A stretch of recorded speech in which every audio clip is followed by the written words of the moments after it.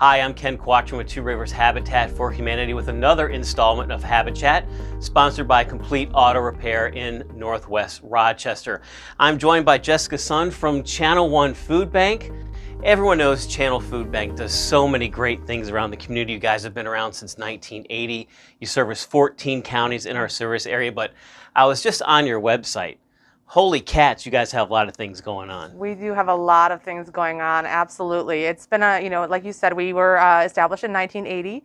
And from then, it just has grown. We became a Feeding America food bank, expanded those 14 counties, and continue to expand our programs and in serving those 14 counties as best as possible. And that includes the past 2 years. We've been very busy launching a lot of new programs. 183 food shelves across the area. Yes. That's rather sizable considering the size that you guys cover around I-35 and east towards the Mississippi River. Absolutely. And with the current climate that we're in with COVID and this and that, the need has got to keep increasing to help people with having proper food for their families. Absolutely.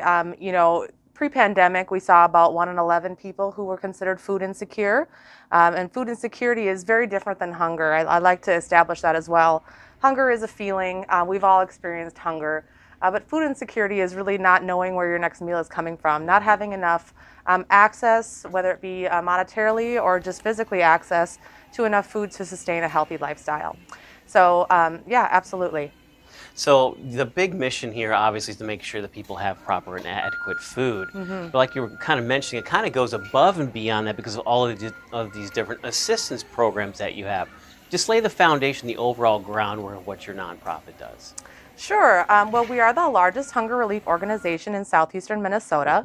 As a food bank, we act as a hub of receiving and distributing food throughout the 14 counties. We distribute a little over 9 million pounds of food each year. Of course, that fluctuates. So that's a lot of food. And absolutely, as a food bank, what we do is we do distribute these food to these agencies, we call them, which could be food shelves, or it could be other food programs, whether it works with schools or other different areas that might distribute food. But then we also have programs within that food bank that help serve those communities. So for example, Mobile Pantries is one of our programs. Yep. And those are exactly what they sound like. We take a truck and we go into rural communities who really have very little access to food programs and sometimes very little access to quality food. Maybe their local store is a dollar store or a gas station, and it's really hard to get the types of foods that you need at places like that. So Mobile Pantries is definitely one of the things that we do. We also have a nutrition assistance program for seniors, which works with the Emergency Food Assistance Program. That distributes boxes of food to seniors throughout the community as well, and throughout our 14 counties. We also have a childhood hunger program. You're just going down the line here. I was going to ask about all these things, so go ahead and keep going. Sure, yeah, absolutely. So our childhood hunger program, which works with schools to do a backpack distribution and also school food pantries. So backpack distribution, we call the backpack program. It helps to identify, schools help us to identify food insecure children, many of which, are identified because maybe they're having some problems learning or some problems focusing. They're clearly not ready to learn a lot of times because they're hungry. So they help us to identify those students, and we send them home with food over the weekends. And it's easy to prepare food for them or snacks or things that they can put together themselves so that they can be ready to learn when they come back to school on Monday. We also have a Foodrx Program. That's here too. That's one of our new ones in these past couple of years. We're really excited about that. We do a lot of work with our partner food bank in Minneapolis, which is Second Harvest Heartland. And they helped us get this program launched in partnership with Winona Health. So Winona Health identifies individuals who have chronic illnesses and would benefit from certain foods, like for example, diabetes. So they help to identify these individuals, and we deliver prescription boxes of food right to their home. And we use volunteers to do all that. I don't know what we'd do without them. It's fantastic.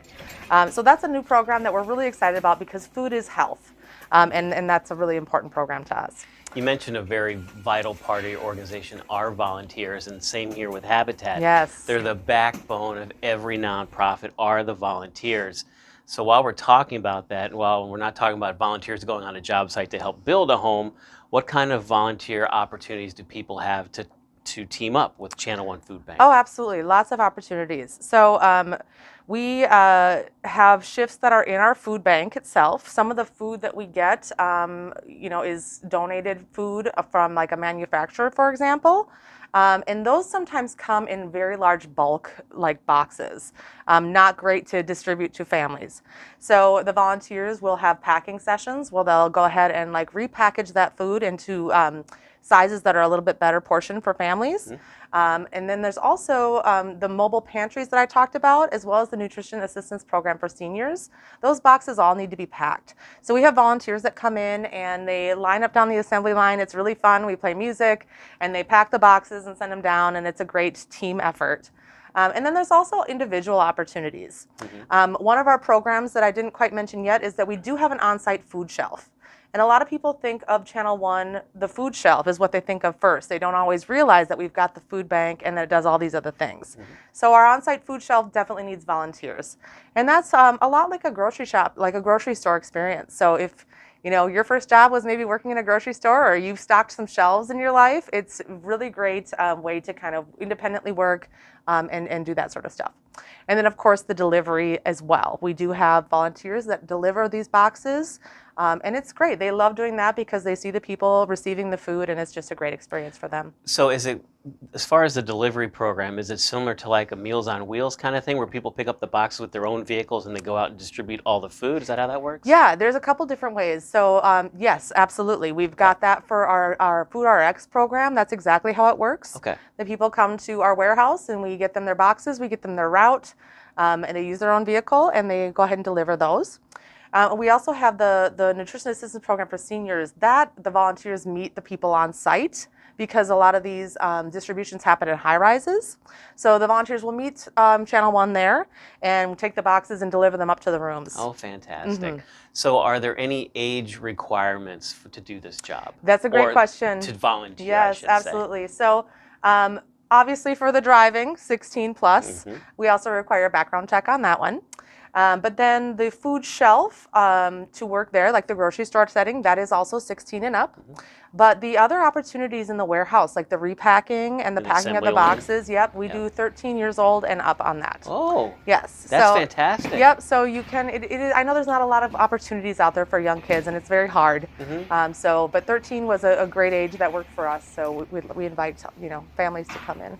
That's great. Even the younger demographic can be a part of helping out the community. And absolutely. And that's the beauty of the nonprofit world that we're in, knowing that, when we have the volunteers come in and help, whether it's on the job site or whether it's with Channel 1, you're making a big impact on the community. And the previous Habit Chat that I did, I spoke with one of the directors for Family Promise Rochester. And I asked her, I said, what's that one story that gets you out of bed every day? Because I see so many stories that I just love my job because I get to see the impact of what Habitat gets to do.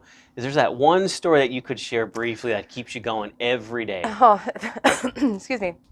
There's so many. I'm sure. Absolutely.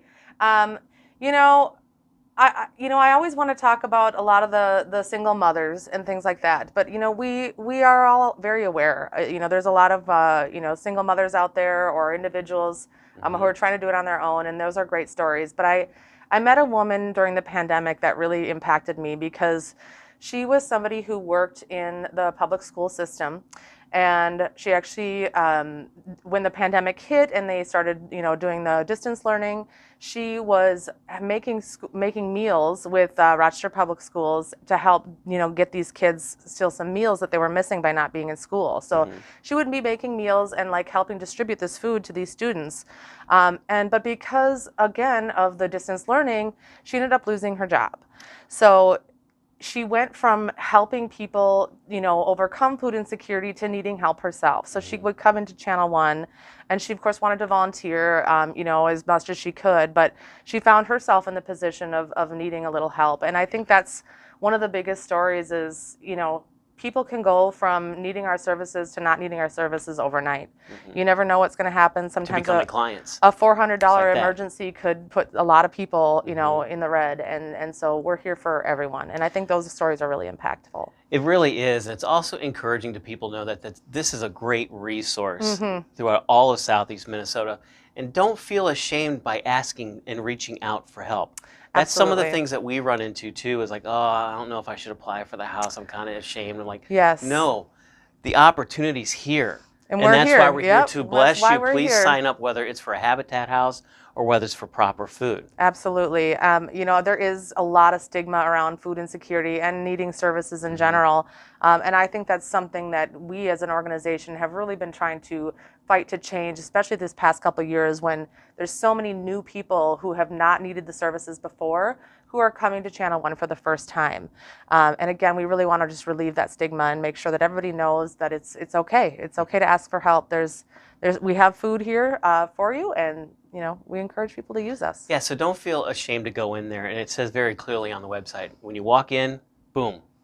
Yes. Whatever you need, we're here to bless you with whatever Yes. you need. No questions asked, no third degree. Yep, absolutely. We really do not put a lot of requirements on you know, using our food shelf. We ask the name, we ask address, we ask how many people are in the household, and really that's it. You can shop that day. So we really try to make it easy on people. It's not like governmental assistance programs. It's a little different, and it's a lot easier. Okay, so we covered the mission. We covered all of the different programs. Talked about volunteerism. Is there anything else you wanted to mention to our viewers today? You know, I do want to mention one more program, if you don't mind. Sure. I know that there's so many, but one of our other new programs is Minnesota Central Kitchen. And this is something that we're extremely proud of because it is such an innovative program. It was born out of the pandemic, again, with Second Harvest Heartland up in the Twin Cities. Okay. And with the pandemic, a lot of restaurants were closing, and restaurant workers were out of work. Food insecurity was on the rise, and there was a big gap in prepared meals. Of course, we can supply groceries, but prepared meals is different. When you think about people who don't have the resources to even cook, homeless people, individuals who have no time, maybe they live in a place that doesn't have actual refrigerators and stoves, there's a huge gap for that service. So we have started partnering with local restaurants. We source the food, donated food, and we get it to the restaurants who turn it into beautiful prepared meals. That's then we fantastic. connect them with the other partners, for example, the Jeremiah program in Rochester, to get prepared meals out to these families who really need them. And that is amazing because not only are we providing work for restaurant workers, you know, we pay them for their labor. The food is at no cost. They make these wonderful meals, and it's something we're really proud of and actually receiving some national recognition for. So we're really excited. I saw that going around on Facebook. Very cool program. I think I saw the Honker helping you on it. Absolutely. Honker, Forager. We've got Cafe Relish that works out of the Rack. Yeah, lots of great restaurants on board. That's fantastic. Again, this is Jessica Sun with Channel 1 Food Bank. Thank you so much for being a part of our Thank you HabitChat so much. for today. It's great to see so many resources around the area. I'm glad that this platform's able to highlight these opportunities that are available for people in our community that may be struggling in one way, shape, or form. So again, thank you so much, Jessica, for being with us today. Thank you for watching this HabitChat, again, sponsored by Complete Auto Repair in Northwest Rochester. Thanks for watching.